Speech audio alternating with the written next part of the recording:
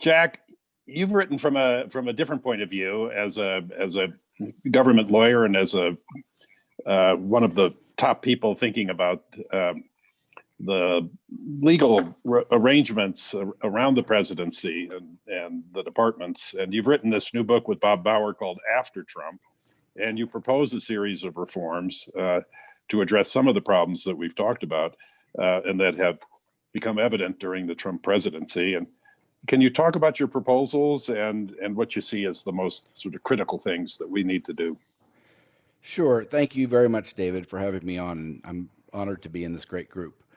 So I want to start off by agreeing with most of what Terry said because we share most of his premises.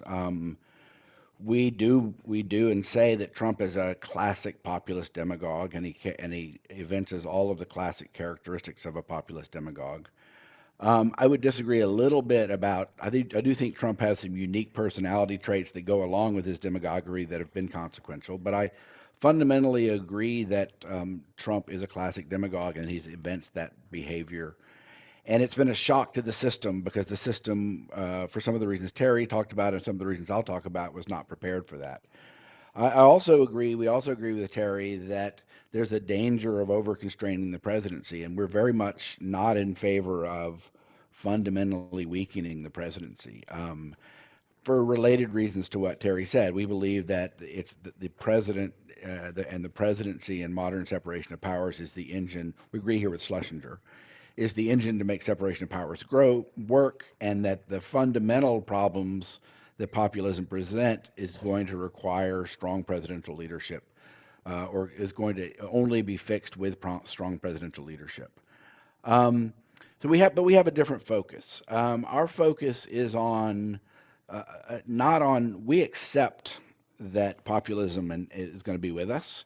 We don't propose ways to fix the populist problem as Terry does. We assume for purposes of our argument that there are going to be populist presidents potentially as far as the eye can see, or at least populist pressures on the presidency. Could be right, it could be left, it's not clear which way that will shake out. And we ask ourselves, given that, what can be done to fix some of the abuses and check some of the abuses that populist presidencies present to our government. Now, I think it's important to be clear on the type of challenges Trump presented to presidential accountability and sort of the rule of law. Trump did not commit the abuses of his predecessors. Unlike President Obama, he wasn't engaged in super aggressive exercises of administrative power with imaginative theories about the take care clause, about why he could regulate more aggressively in the face of congressional recalcitrance. Trump did a little bit of that, but not as much as Obama. He was not as aggressive in terms of war powers innovation as his two predecessors, Bush and Obama. He did not engage in commander in chief override of statutes, a very aggressive use of constitutional power, the way George W. Bush did. And in general, in many respects, Trump was actually quite incompetent at exercising the powers of the presidency and quite weak in exercising some powers of the presidency. What Trump did in terms of what Trump was, his characteristic abuses were abuses of lawful power that violated norms, by which I mean non legal constraints on the presidency. The famous 1970s reforms of the presidency, following Watergate and the Church Commission and the Vietnam War, the cluster of reforms there, they did lots of legal reforms, but a lot of the reforms of the presidency were norm based. And in other words, not by law, not in terms of legal restrictions, but by non legal restrictions that work through informal social sanctions. And these things were just, Trump just ran through these. And he did so in ways, and this is, Daphne talked about this, in ways that kind of mixed his public duties with his private self interest. And these were his characteristic norm breaking moves. So, not disclosing his taxes or finances, mixing his business with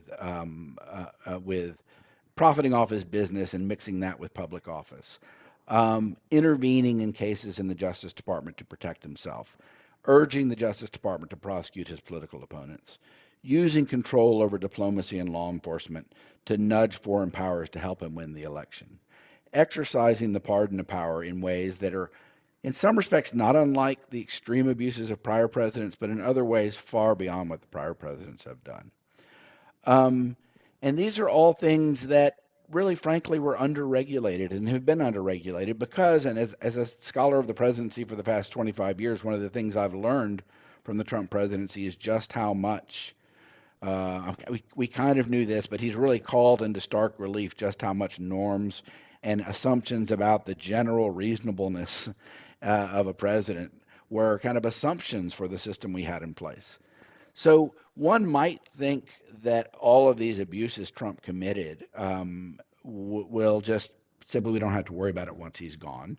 I don't think Joe Biden is going to present these problems at all, and to the extent he does a little bit, it won't be to nearly the same degree, perhaps on DOJ independence norms and things like that. All presidents tend to skirt that a little bit. But we don't assume, but we don't think that it's an assumption. We don't think that this is a problem that shouldn't be fixed. It's not a problem that's just going to snap back. We don't think that we can rely on the norm snapping back. So the book presents a series of reforms, dozens of them, and we get into the details, and I'm not going to get into the details here.